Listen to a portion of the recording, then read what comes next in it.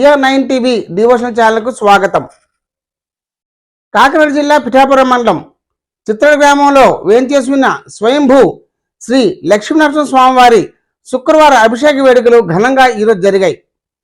రండి మనందరం ఆ కార్యక్రమాన్ని వీక్షిద్దాం.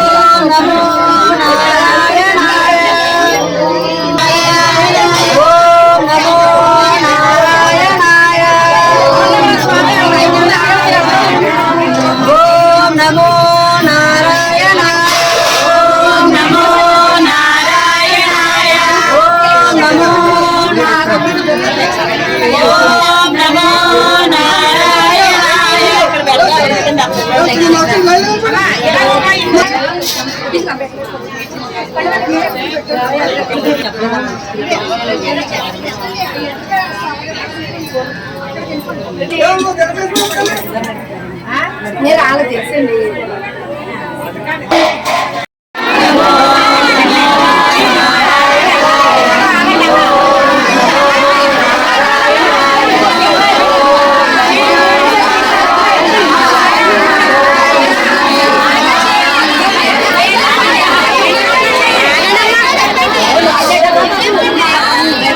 శ్రీ గణేష్ మహారాజ్ కి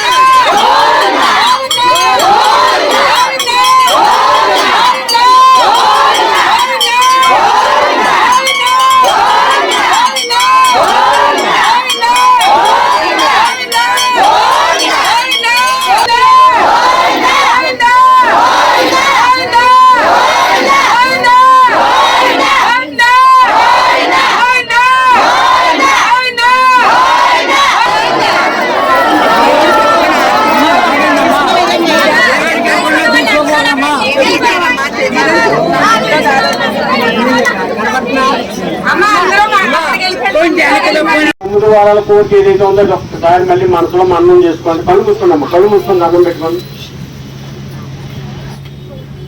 ఏ కోరిక అయితే కోరుకున్నారో ఆ కోరికనే మళ్ళీ ఒక్కసారి స్వామికి నివేదన చేసుకోండి.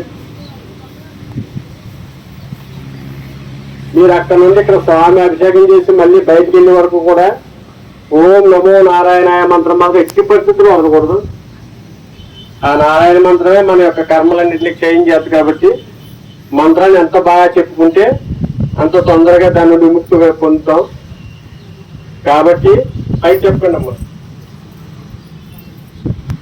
మనస్ఫూర్తిగా చెయ్యండి. మంత్రం ఎంత బాగా చేస్తే అంత బేగా ఫ్రీ అవుతుంది అమ్మా. ఈ సంకల్పం చెప్తారు, చెప్పిన తర్వాత ఓం నమో నారాయణ మంత్రం చెప్తారు, వాళ్ళతో పాటు గట్టిగా చెప్పండి, మనస్ఫూర్తిగా చెప్పాలి. వికరణ శుద్ధిగా మనస వాచ కర్మన. ఆ పక్కోడి గురించి కానీ ఈ పక్కోడి గురించి కానీ ఎట్టి పరిస్థితుల్లో మీరు ఆలోచించకండి. ఓన్లీ మీ యొక్క మనసంతా కూడా భగవంతుడి పాదాల మీద ఉండాలి. అప్పుడే మీకు పూర్ణమైన ఫలితం వస్తుంది తల్లి. ఓకే తల్లి.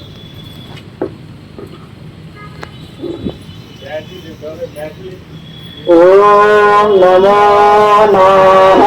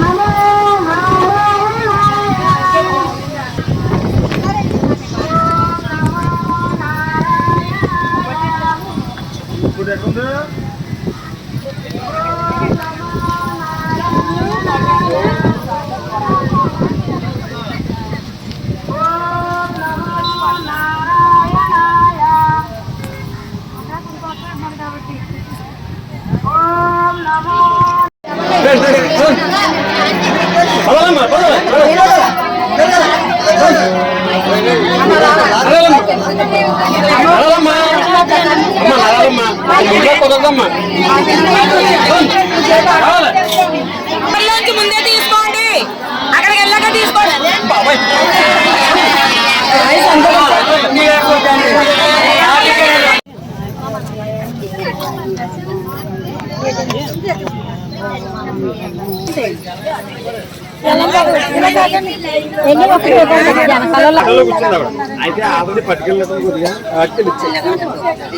అమ్మా ఇటు నుంచి అడిగిన ప్లేట్లు ఇవ్వకు.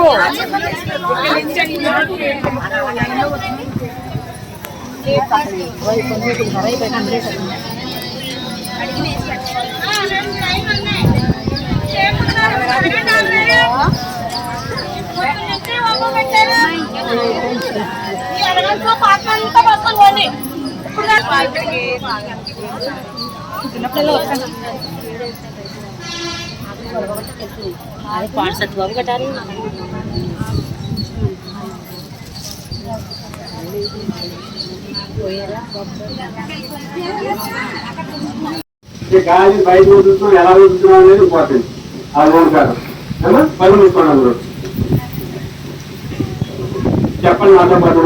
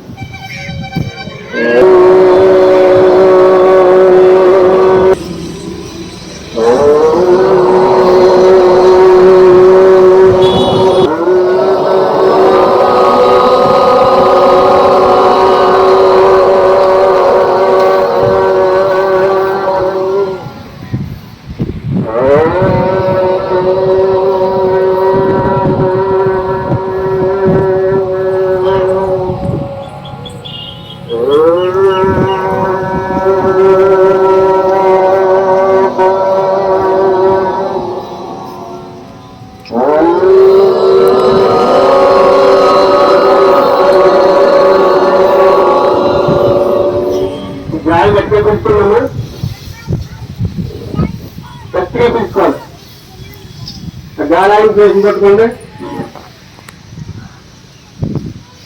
సుబ్రహ్మణ్య స్వామి గారు కనిపించారు. చాలా సంతోషించండి.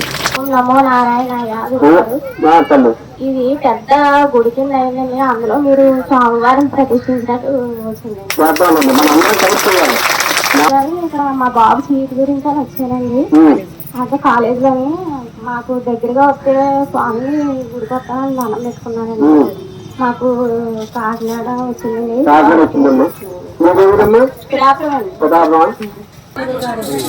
ఇదంతా ఇప్పటితో మొత్తం నిజంగా అంతా అయిపోయినట్టుగా కనిపిస్తుంది.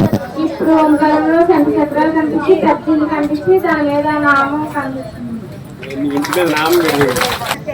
అది చేస్తామమ్మా, ఆ శ్రావణ పౌర్ణమికి అదే జరుగుతుంది. అది ఒక గుడి చెప్తాం, అంటే మా గుడికి అయితే లక్ష్మీ దేవుడికి అయితే ఒక సైడ్ అవుతుంది. ఇప్పుడు గుడి కానీ మొదలెట్టి స్వామి ఊరంతా తిప్పి ఇక్కడ స్వామిని మనకు పూరి దగ్గర పెడతామమ్మా. మీరు తెచ్చిన నీరుతో స్వామివారికి అభిషేకం చేస్తారు. నెక్స్ట్ అభిషేకం అయిపోయిన తర్వాత స్వామివారిని తీసుకెళ్లి ఈ పూరేలో స్నానం చేస్తామమ్మా. అంటే చక్ర స్నానం చేసినట్టుగా అమ్మ నీ దగ్గర అక్కడ స్వామివారితో పాటు చక్ర స్నానం చేసినట్టుగా స్వామివారితో పాటు ఇక్కడికి వచ్చిన వాళ్ళందరూ కూడా స్నానం చేయాలమ్మా. అది అద్భుతమైన ఘట్టం. ఆ రోజు మధ్యాహ్నం ఇక్కడ భోజనాలు ఏర్పాటు చేస్తున్నాం. కాబట్టి మీరందరూ కూడా వచ్చి స్వామివారి యొక్క కార్యక్రమంలో పాల్గొని పోరాటం బృందాలు కానీ ఎవరైనా ఉంటే వాళ్ళందరూ రండి. స్వామివారి ముందు ఆడదాం అనుకుంటే, అంటే కలసాల ముందు అభ్యంతరం ఏం లేదు. ఇప్పటికి మనకు 500-600 మంది పోరాటం వాళ్ళు మన స్వామికి ఆల్రెడీ ఏర్పాటు చేసుకున్నారు. ఆయన ఒక 600 మంది వరకు పోరాటం తయారై ఉన్నారు. మనకు అభ్యంతరం ఏం లేదు. ఎంతమంది అయినా తీసుకురావచ్చు. ఇప్పుడు ఎంతమంది అంటే భయపడేవాళ్ళు కానీ ఇప్పుడు 600 మంది వరకు తయారు చేసి చేసుకోవాలి. అభ్యంతరం ఏం లేదు. ఇప్పుడైనా ఆడుకోవచ్చు ఇక్కడ హ్యాపీగా. కాబట్టి రాఖీ పౌర్ణమి రోజు ఉదయం 7:30 కల్లా ఇక్కడ ఉండాలమ్మా. గుడి దగ్గర ఉంటే ఆ రోజు మాత్రం కలస పూజ అవుతుంది. కలసాలు తెచ్చుకోండి, చిన్నపిల్ల కానీ పెద్ద పిల్ల కానీ ఎవరైనప్పటికీ కలసాలు తెచ్చుకుంటే వాళ్ళందరూ నీళ్ళు తెచ్చి స్వామివారి డైరెక్ట్ గా అభిషేకం చేసుకుంటారు. ఆయనతో పాటు ఇంకొక జత బట్టలు తెచ్చుకోవాలి ఎక్స్ట్రా. ఎందువల్లంటే స్వామివారితో పాటు మురికి ఎవరైనా ఉంటే మళ్ళీ బట్టలు తడిసిపోతాయి. కాబట్టి వాళ్ళ బట్టలు మార్చుకోవడానికి బట్టలు కూడా తెచ్చుకోండి. అది విషయం. Okay sir. నమో నారాయణాయ. నమో నారాయణ. స్వామివారి పాదాల దగ్గర నుంచి పాలు భూమిలోంచి పొంగుతున్నట్లు వచ్చింది స్వామి. అదే కైలాసం. స్వామివారి పాదాల నుండి ఒక నది వస్తుందమ్మా. అది నది దీనిలో కలుస్తుంది. అది ధ్యానంలోకి ఎన్నోడికే తెలుస్తుందమ్మా, మామూలుగా తెలియదు. మనం చెప్పినా ఏదో గాలి కొడుకు చెప్తున్నారు అనుకుంటారు తప్ప ఇప్పుడు గుడ్డోడికి లోపంతా గుడ్డిగా కనపడుతుంది. అదేదో అందంగా ఉందో చెక్కన్నా అనుకో, అది కనపడ్డాడు ఏమంటాడు, నాకేం కనపడతలేదు ఇదేదో కోరి చెప్తున్నాడు అనుకుంటారు. ఆ ధ్యానంలోకి వెళ్ళి ఆ దివ్య దృష్టితో చూస్తే అప్పుడు ఆ యొక్క నది యొక్క అనుభవం తెలుసుకుంటాం మనం. అర్థమైందమ్మా? అది చెప్పిన అర్థం కాదు, చాలా మందికి అర్థం కావట్లేదు. ఏం చెప్తున్నారు ఎప్పుడున్నా మన చిన్నప్పటి నుంచి చూస్తాం ఈ కోరేది దీన్ని ఎంత ఎలా చెప్పేస్తాడు ఈయన అనుకుంటున్నారు. కానీ దానిలో ఉండదు అది. ఓకే. నాకు అమ్మవారు స్వామివారు పాలు కలుపుకుని పాడలు పెట్టుకున్నాను. అమ్మవారు గుగలు పట్టించోటి ఎడదానికి నా తలమే పైకి ఎక్కిందండి అమ్మవారు స్వామివారు. అంటే అదే నలభై పెట్టుకుని మీరు ఈ రోజుగానే ఉంటే మనం ఇంతగా మనం లెక్కొట్టారండి. ఈ రోజుగానే ఉంది. ఇక్కడ ఏమో చెత్త గుడి ఎన్నో ఇక్కడ అంతా కూడా వేసారు, టెంట్లో వేసారు, ఒకటే వేసారు. తిరుగుతున్నట్టుగానే తిరుగుతున్నట్టుగానే ఇందాకండి నేను ఇక్కడ వచ్చి నాకు జ్ఞానం చేసుకున్నా తీర్థం అలా వచ్చింది. లాభం వచ్చింది, లాభం వచ్చింది. చేతిలో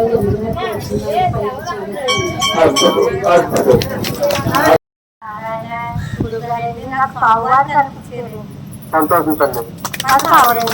నమో నారాయణాయ. నమో నారాయణ. నారాయణ తీర్థంలోని శాస్త్రం మీద కొడుకున్నారని అమ్మవారి పాదాలు నొక్కున్నారండి. చాలా సంతోషం. నమో నారాయణ స్వామి. ఓం నమో నారాయణ అమ్మ. స్వామివారి చెరువుల అంశభావన మీద ఎక్కుతున్నారు స్వామి. అలా కనిపిస్తున్నారు.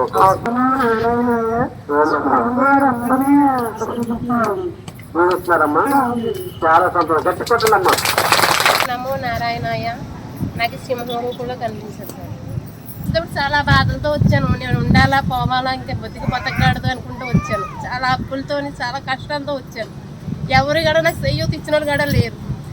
సో ఇక్కడికి వచ్చాక ఫస్ట్ శనివారం 2 వారాలు వచ్చాను. వస్తే ఒక అబ్బాయి అన్నాడు, శనివారం కాదక్క శుక్రవారం రావాలని చెప్పారు.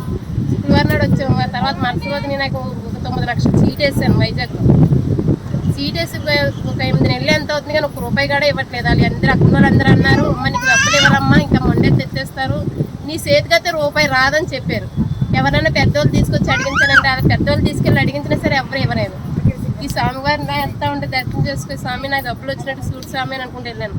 ఆ నైట్కి ఇతని కల్లోకి వచ్చి గురువుగారు వచ్చి, ఆ బాబు నువ్వు సీటీ వేసావు కదా, డబ్బులు పాడేసుకున్నావు, ఇగో నీ డబ్బులన్నీ తెచ్చిచ్చారు. అది తెల్లవారులు వేసి మాకు ఫోన్ వచ్చింది, అమ్మ మీ డబ్బులు ఇచ్చేస్తాను రండి అని. నాకు ఒకసారి ₹3 లక్షలు ఇచ్చారు. 3 లక్షలు ఇచ్చాక తర్వాత కూడా నాకు ₹2 ఉండేకి ₹4 లక్షల ₹2 ఇచ్చారు.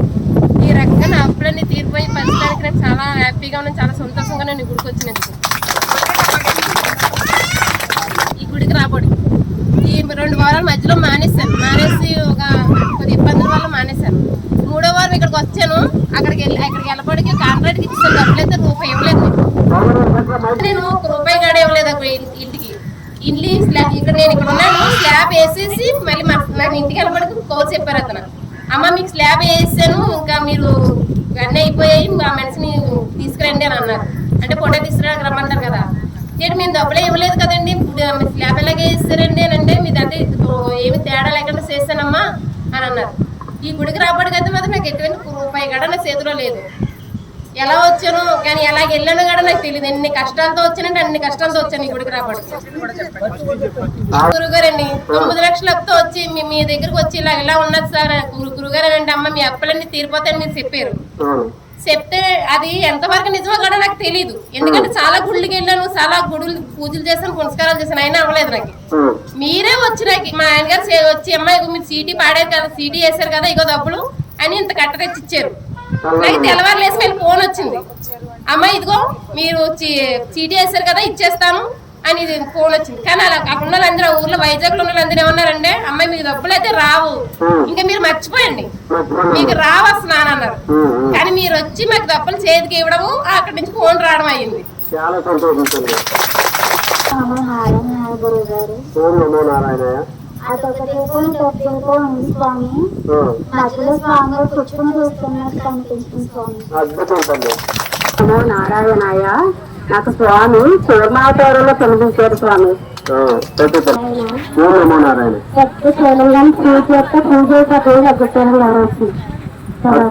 చాలా సంతోషించండి, లక్ష్మీదేవి స్వామి చాలా సంతోషించండి. నమో నారాయణ. శుక్రవారం కూడా అన్వేషం కాపాడ్డాడండి. శుక్రవారం కూడా నల్లగా ఉండి అన్వేషం గుళ్ళో ఎలాగొన్నాడో అలా కాపాడ్డాడండి. చాలా సంతోషించండి. నేను ఎక్కడో చివరి కూర్చున్నానండి, ధ్యానంలో నుంచి చివరి కూర్చుంటే నాకు స్వామివారి గోపురం, పెద్ద గోపురం, శివాలయం కన్నా పెద్ద గోపురం అండి. నేను ఎక్కడో చివరి ఉన్నానండి, నాకు చివరి ఎక్కడో కనిపించిందండి పెద్ద గోపురం. నేను మాది మా అమ్మగారు చెప్పాడండి, కానీ నేను ఎప్పుడు గుడికి రాలేదండి. గుడికి మా ఆయనకి నీరసంగా ఉందని ఇలా వెళ్ళిపోతున్నాను. బండి మీద హాస్పిటల్కి వెళ్తా స్వామిని తెలుసుకున్నాను అంతే. మీ బయట నుండి స్వామి నా భర్తగా ఆరోగ్యం బాగాలేదు, అంతసేపు నిత్యం వచ్చేస్తుంది, నువ్వే చూడాలి, నువ్వు అలా చేసావంటే నేను నిజంగా నీకు గుడికి వస్తాను అనుకున్నానండి. హాస్పిటల్కి వెళ్ళేటప్పుడే వెళ్ళానండి. హాస్పిటల్ 10 రోజులు మందులు ఇచ్చారండి. ఇంటికి వచ్చిన దగ్గర నుంచి అంటే 2 రోజులకి 3 రోజులు కూడా నైట్ టైం నొప్పి వచ్చిందండి. లేకపోతే తెల్లవారులు కూర్చుని ఉండేవాళ్ళు నాయన. అలాంటిది నేను ఇప్పుడు వచ్చి అప్పుడే 10 వారాలు ఇంకా ఎక్కువండి. నేను ఆ జరిగిన దగ్గర నుంచి 1 వారం కూడా మానకుండా వచ్చానండి. ఆయనకి నొప్పలేదండి, తగ్గిందండి. ఆపరేషన్ పడుతున్నారండి, కానీ ఫస్ట్ లో వెంటనే చేయించుకోవాలి అన్నారండి. చేయించుకోకపోతే ప్రమాదం అన్నది 3 నెలలు దాటి చేయించుకున్నామా, ప్రమాదం లేదు, మీరు మందులు వాడితే సరిపోద్ది అన్నారండి. అదంతా నాకు స్వామి చేశారండి. చాలా సంతోషించండి. టీంకి అవకాశం ఇచ్చిందండి. అంటే ఒక టీం అంటే 42 ఊళ్ళు స్వామి తిరిగారు. కత్తిపూర్ నుండి కాకినాడ వరకు, ప్రతాపం నుంచి ఉప్పారం వరకు స్వామి ఇక్కడ నివసించినప్పుడు ఈ ఊళ్ళన్నీ తిరిగేసండి. 42 ఊళ్ళు తిరిగారు. ఈ 42 ఊళ్ళో ఎవరికైనా కోరిక నెరవేరదు, ఇంకా మనకి అవ్వదు అనుకున్న కోరిక ఏదైనా ఉంటే స్వామివారి దగ్గరికి వచ్చి ఆయన యొక్క శ్రద్ధ చేస్తే ధర్మబద్ధమైన ఏ కోరికైనా నెరవేరుతుందమ్మా. ధర్మబద్ధంగా ఉండాలి. ఒక కోరిక నెరవేరదమ్మా. అది ఎందుకు నెరవేరుతో చెప్తాను నేనండి. చాలా మంది స్వామి దగ్గర 9 వారాలు వచ్చాను, నా కోరిక నెరవేరలేదంటారు. ఎందుకు ఎవరంటేనమ్మా, మన పిల్లవాడికి గొప్ప చేసింది అనుకోండి, ఐస్ క్రీమ్ కొడుకుతాం, ఐస్ క్రీమ్ కొడుకుతానమ్మా, ఒకసారి చేసేస్తాం ఎవ్వరు. అలాగే మన అనాలోచిత వల్ల అంటే మన ఆలోచన ఉండదమ్మా. అప్పటికప్పుడు మంచిది అనుకుంటామ్మా. మంచిది అనుకుని అది మనకి అందుబాటులోకి వస్తే బాగుంటుంది, మనకి అందితే బాగుంటుంది అని ఆలోచిస్తుంటుంది. కానీ సర్వాంతర్యామి అన్ని సర్వకాల సర్వలోకం తెలుసుకున్న భగవంతుడు మనకి ఏది ఇస్తే ఎప్పుడు సుఖంగా ఉంటామో చూసిస్తాడమ్మా. అందువల్ల ఏంటంటే కొన్ని విషయాల్లో స్వామి ఏం చేస్తారంటే కొంచెం డిలే చేస్తారు. ఒక అబ్బాయికి 2 పెళ్ళిళ్ళు అవ్వాలనుకోండి, స్వామి ఏం చేస్తారు, ఫస్ట్ పెళ్ళిని తప్పించి 2వ పెళ్ళి అంటే 30 సంవత్సరాలు వచ్చేదా పెళ్లి చేస్తారు.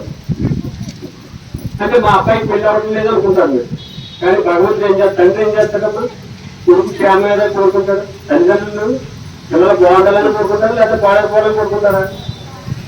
బాగుండాలని కదా కోరుకుంటారు. అందువల్ల ఏంటంటే స్వామి ఏం చేస్తారంటే ఆ డిలే ఉంటుందమ్మా, కొంచెం ఆపుతారు. ఒక పిల్లలు పుట్టడానికి కొంతమంది 9 వారాలు అయిన తర్వాత కూడా కొన్ని సందర్భాలు ఆపుతారు స్వామి. సరైన సమయం చూసి ఆ బిడ్డనిచ్చినప్పుడు ఆ బిడ్డ వల్ల ఆ కుటుంబం కానీ ఆ తల్లిదండ్రులు కానీ సుఖపడేలా చేస్తారు స్వామి. అందువల్ల ఏంటంటే ప్రతి ఒక్కరికి కంపల్సరీగా కోరికలు నెరవేరుతాయమ్మా. అయితే ముందుగా ఎంతమంది వచ్చారమ్మా? సేవకు మీరు వస్తారు కదా, రేపటి నుండి రాగలరా లేకపోతే 12 రోజులు ఇచ్చానా? 12 రోజులు వచ్చానమ్మా, వారం అమ్మా. ఓకే, 12 రోజులు వచ్చి ఎంతమంది వచ్చారమ్మా? మన సేవకి 105 రోజులు 12 రోజులు ఎంతమంది వచ్చారు? వెనకాల ఉన్నారమ్మా. వారం వరకు మీ సేవ ఉంటుందమ్మా. ఈ సేవ చేయడం వల్ల మీకు కలిగే ఉపయోగం ఏంటో తెలుసండి.